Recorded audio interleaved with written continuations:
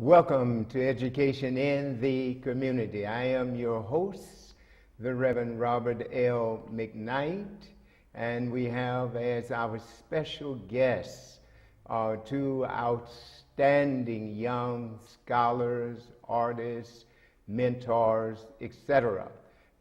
Seated immediately to my left is Brother Kinara Sankofa. Welcome to the show. Thank you, Reverend. And to his left is Dejon Connors. Welcome to the show. And this is a request show, and they got to choose the topic. And so we're going to discuss the historical roots and origin of black male-female relationships. How did we arrive to where we are in our relationships today, looking at it from a historical perspective, also within the context of the social psychology of male-female relationships. And so since I'm allowing you to choose the topic, where shall we begin? Shall we just begin to look at how we survive? We came from Africa as soulmates at each other's side rather than at each other's throat. What happened to bring about the divide? When we came here as soulmates, how did we splinter and one go to the left and the other to the right? In the words of the late Dr. Asa Hilliard, how did we end up in this mess that we're in? Well, I'd like to first say, firstly, thank you for having me as a guest, and it's really good to see this brother here, a powerful black man. Thank you, brother. Good to see you, thank you. I believe, personally, it was the spirituality that was broken. And once the attack against our African spirits happened, then we lost the true essence of who we are as a people. We refuse to, in my opinion, go back and deal with the origin of who we were. Before we came to America, as you mentioned earlier, that we were Africans or Akubulanians or Comedians or what have you, but then we came up and became all these different people, Negro, Negroid, Coon, Spade, Gollywog, you name it. We've been named. We have never been namers, and we have forgotten the essence of our spirits first, not so much a religion. I believe in Africa you have a totality, which is the spirituality, you have the psychology, you have the culture, you have the mores. That's a total. But when we came to America, everything had to be measured from a Eurocentric perspective, measured and quantified. And once you had those particular dynamics going on, I think that was the first part of us losing that connectivity with male-female energy, is my opinion. Yes, I mean, I definitely agree. To add something else to this, right, our spirit was taken from us. First of all, we have to go back and look, how did we get here to America? Yes, we are kidnapped victims. What type of spirit is in a person to go and take somebody, to make them chattel slaves, to rape, to murder, to maim? For more than 300 years, you've done that. That's been done to us. To no other people in the world as has been done to as the African in America. And it's been done spiritually. I would say they took you away from your African cultures, your African mores, your dialect, your language. You know, myself, I remember growing up in South Carolina and not too far from Charleston, and where they speak Gullah or Geechee. They're the Sea Islands. But I grew up in Marion, South Carolina, and I remember being taught, you don't want to talk like those people. You want to speak the good King's English. Talk with your chest out. Conjugate your verbs. Dot the I's, cross the T's. And there's nothing wrong with that. But why, when I'm being taught to speak good English, do I have to be ashamed of our African roots? So where did that come from? And then I would say also being subjugated to not willfully, in most cases, to partake in certain religions, whether it's Islam whether it was Christianity, whether it's Judaism. In this country, it was done by tyranny.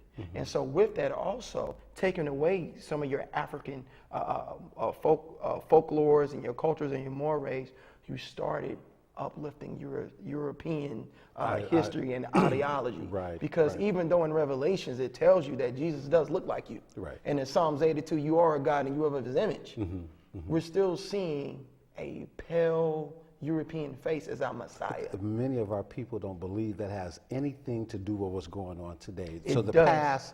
the past, and if we're going to go back and say what transpired during slavery, Yes.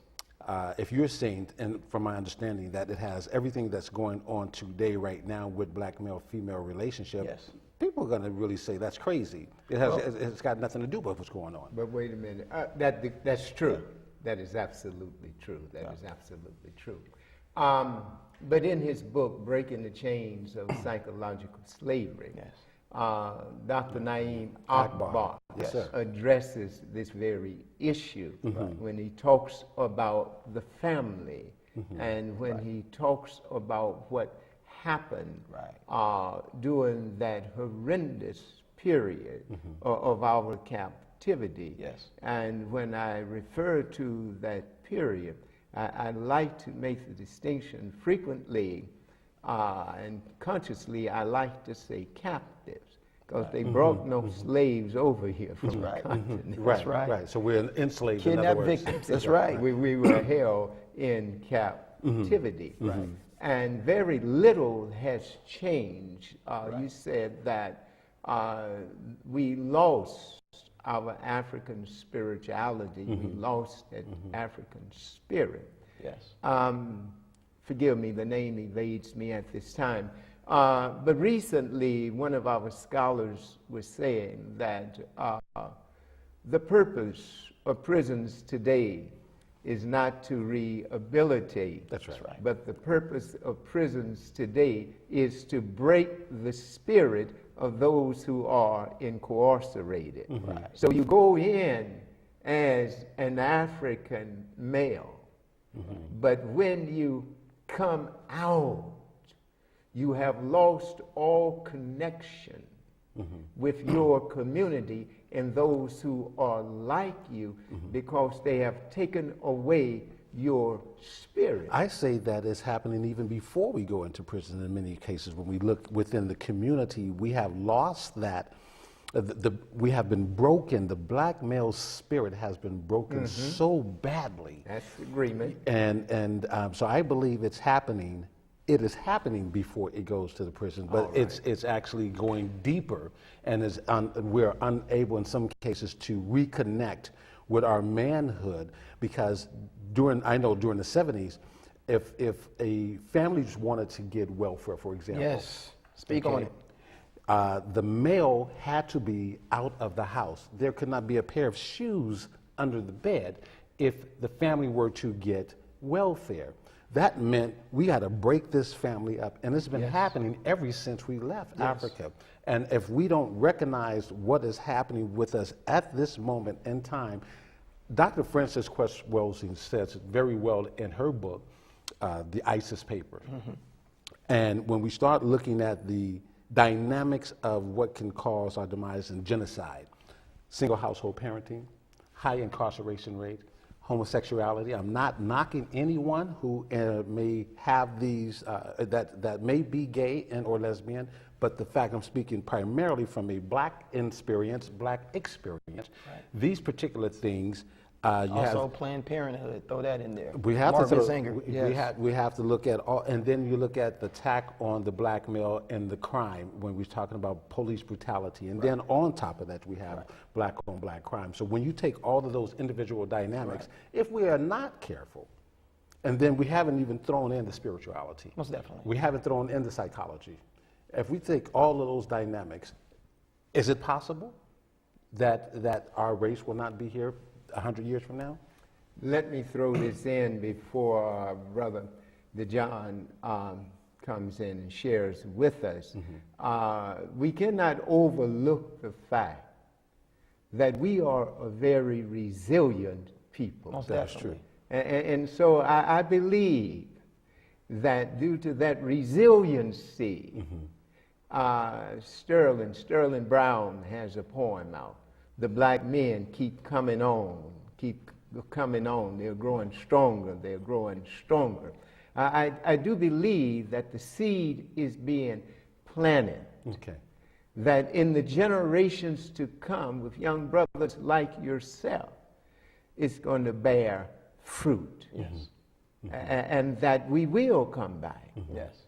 If we were able to endure almost 300 years of cruel bondage, Yes. and yet produce out of that, not afterwards, but exactly. during that period of time, a Frederick Douglass, self-liberated captain. A Nat Turner died in the struggle of liberation. A Harry Tubman returned to captivity to free over 300. I believe that the seed may be dormant at this time, but it will resurface again. Yes, I agree. I think it definitely will. Myself, I'm 32 years old, and I'm amazed at myself when I can sit amongst 16-year-olds, 20-year-olds, and they can tell you about Sojourner Truth. They can tell you about Malcolm X, Marcus Garvey, Amy Jakes Garvey. I'm like, well, where are you getting this knowledge? Because I definitely wasn't taught that in the public school system. That's right. And these guys they want more. They have hunger. Yeah, right. And I just believe with every generation, it's always the youth that pushes the forefront. Right. When I look at so many different revolutionaries, I look at whether it was SNCC or where I saw the Nation of Islam, it was always the youth that served as the avant-garde of pushing social change. And I think what happens when the youth are seeing some of us that are in a stalemate, and they're seeing the constant social and political and economical deprivations that we're in, they won't change. But I think it really starts with knowledge of self, understanding our true culture, our history, understanding that you are really standing on the shoulders of seen and unseen heroes that you would never imagine. That's right. Starting there. And then I will also say, let's get rid of this patriarchal mindset. We have to get back to matriarchy. How do we do that? Because first of all, we have to start teaching what the woman means to us in our community, in our family. I was recently just having a conversation with someone, and first thing they said, oh, your father was a strong man. I said, yes, but what made you say that, ma'am? Because I let a lady sit down, and I gave her her proper respect at a restaurant. And she said, your father was a strong man, I could tell. And I said, what made you say that?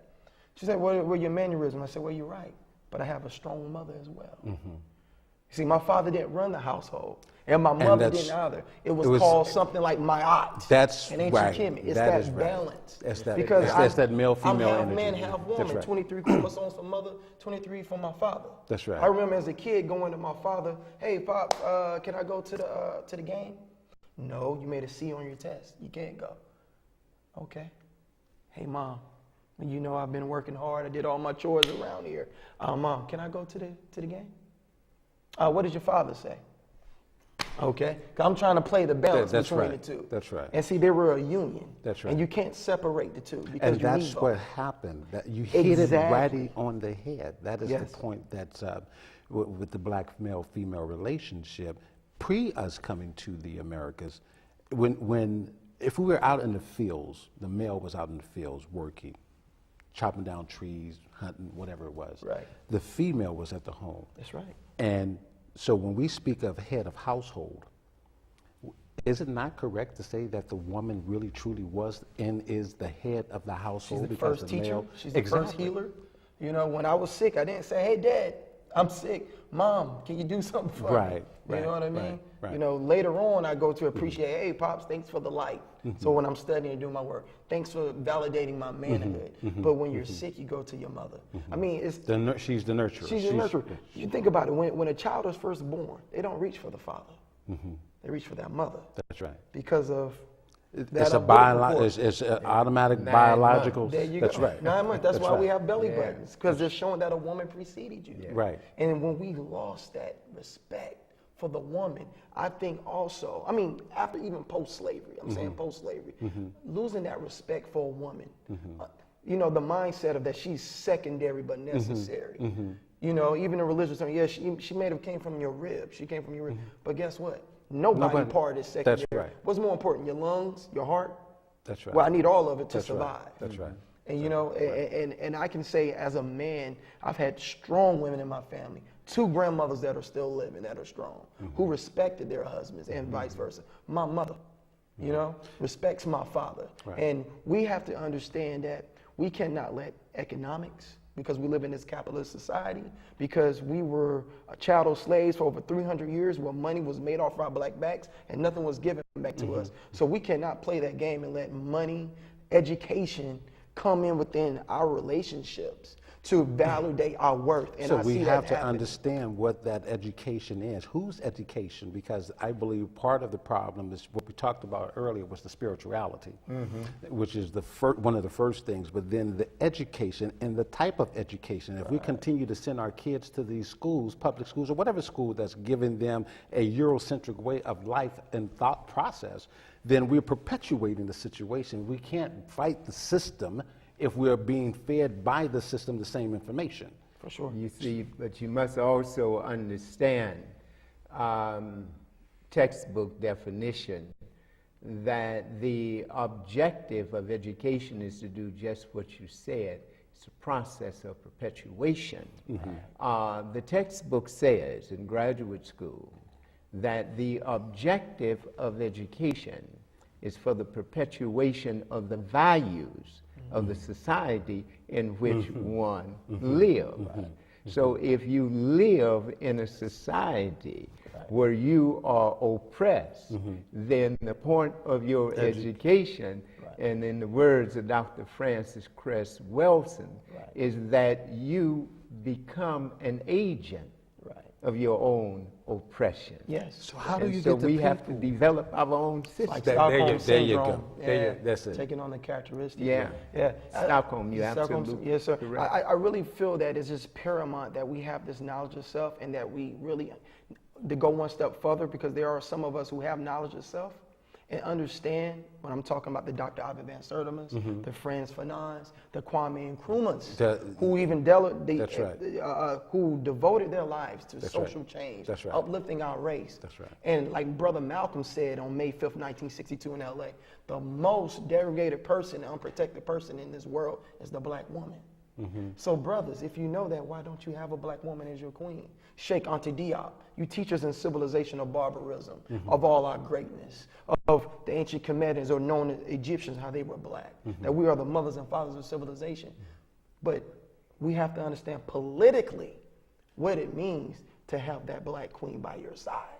Socially and politically, what is that saying? Because even though I can read your textbooks and they're uplifting, great information, but when I get to the back and I see, oh, who did he choose to start a family with? It wasn't the black woman. Why?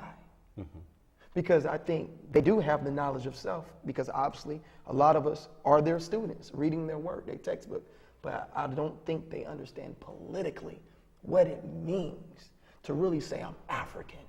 I'm proud to be an African, and I have to start my union, my next generation with this African woman, this African man, vice versa, because we were the ones who came through that transatlantic slave trade, shackled together, through things that we can't even think of. I would say both parties, male and female. Exactly. Because if we're watching the information that we're getting through the TV screen, and watching Scandals and watching Housewives and watching Empire, and all of the negative vibration, negative messages, which is actually the same as going back to the 70s when I was speaking about the welfare system. If you wanted to, so that's just perpetuating. It's classic movie. It's speaking the same language, just been packaged differently. You know, so our women, as well as the men, have to know that they're being used. I feel our women are being used as pawns against the black man. For sure. Okay, many of them don't believe it, would not recognize it. You see it in the workplace all day. Okay. You see it in the workplace all day. You can have a black man that's a strong alpha male. Same amount of education. He really has a glass ceiling. You will see more now, James Brown is not working anymore. It's not a man's world anymore. This is more of a woman's That's world. right. You're starting to see the COOs, the CEOs. There are more women. And then you're starting to see there are black women. And then nothing wrong with that. But again, if we don't understand politically, socially, That's right. and understand economically how we have to build our system together, we start going against one another. Then it used to be where the man brought home, so to speak, the bacon, even though I don't eat pork. But you know what I'm saying. Right. But now that was a way of validating his manhood, the paycheck. That's right. You brought home the food. Well, now she's bringing home the money. Okay, so I don't need you anymore. Is that where you? But let's look at this. This goes beyond our community. This is dominant in society. I don't watch that much television, but every now and then on Sunday evening, I would turn to ESPN to see who won and who lost.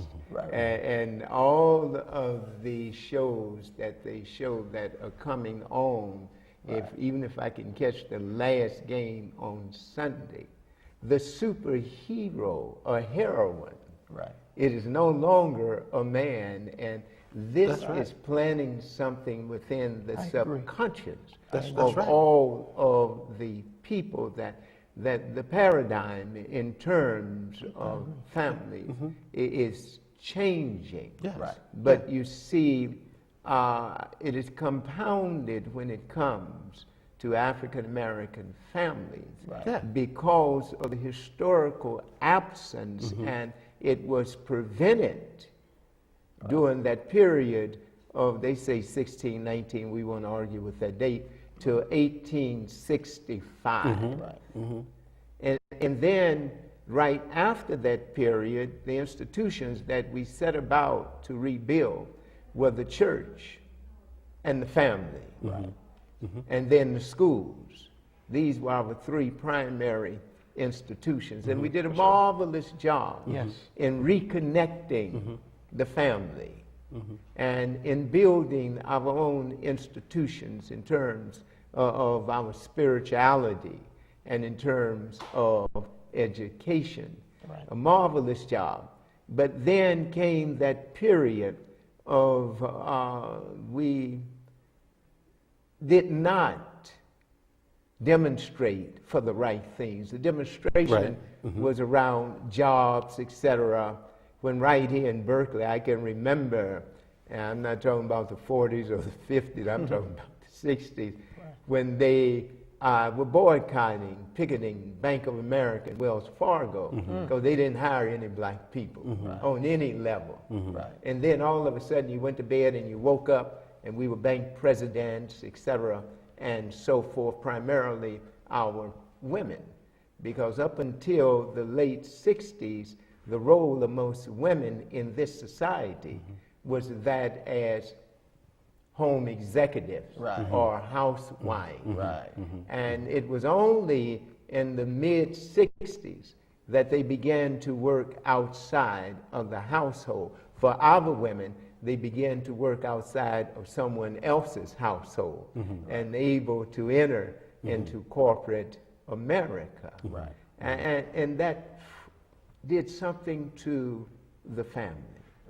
The roles changed. No one was there for the children. That's right. Prior to the 60s, we didn't have institutional child care in the black community. You stayed with loving big mama, aunties, neighbors, etc. And child care did not become a part of black life really firmly ingrained until the 70s. Otherwise, you can always reach out and put your hand on your mother. And that was crucial in our growing up. And still crucial to this day. But the dynamics changed. That's right. And men and women, someone had said that if Gladys Knight, the attitude of men and women in our community was that if Gladys Knight can make it without the pimps, I sure can make it without you. And so the brothers were kicked to the curb. And because women now, and there's nothing wrong with that, were able to pay their own way. And I'm not condemning that, I'm not judging that, I'm not criticizing that. But it played a part in the reversal of the roles. You can and see rather it. than being respecters of each other, we became competitors. Yes, Yeah, yes, yes. yes. And that's one of the biggest problems right now that we have. You have the absence of black males in the home, not by their own design. As I said before, we've been clubbing each other over the head, you know, blaming the black woman, black man, and black man being Blaming blamed. the victim. Exactly. And we're not looking at racism being the culprit, being at the center of this problem. And so we have our black women who are running the household, they are having their jobs. If you can remove the black male out of the household, you can do whatever you want with the tribe. Yes. And that is what is going on, in my opinion, right here, right now, is that the black man has been removed. He's being emasculated. Yes. And when we start looking at all these movies, and you spoke about Big Mama, how can a Tyler Perry play a Big Mama? I'm just going to keep it real No, with you. I hear you. Okay. That's why I always say we have to get back to the Garveyism, race first, understand. And that's not sliding any other ethnicity, okay? We're just putting things back into its proper place. You got to be race first. I have to see my fellow man as my fellow brother. See my fellow sister as my fellow sister. If your queen is out there in distress, well, guess what? She's my family right. as well because That's you're right. my Because brother. that's right. We got to get back That's to right. that community, that African perspective. We got to get back to understanding that just dating is not just about us. That's right. It's about the nation. That's right. It's about the Nation- race. that's right. It's nation building. So let me ask you, can we build a nation within a nation? Yes, we can. Under We did this, it before. Under this system. We've done it before. But what happened was pre-integration. During segregation, we understood. We were Black all Wall we had. Street. Black Wall Black Street is a Wall prime Street, example. St. Augustine, Florida. That's right. I mean, there were tons of different communities that we had. Myself, growing up as a child, I didn't even realize that I grew up in one. My grandmother's an educator, right? Right next door wasn't two educators of the family. Across the street, black man who had his own taxi cab service. His wife, seamstress, had her own business. Next door to her, my best friend's family, they ran a funeral home. They had their own funeral parlor. Down the street, you had a lady that was a cook, So who was a virtually caterer. as- for virtually This is as- all right, black. right.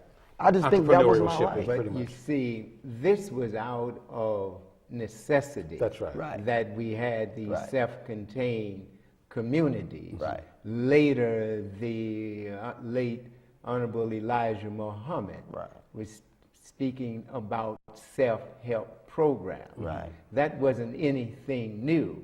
Right. We had to use that in order to survive.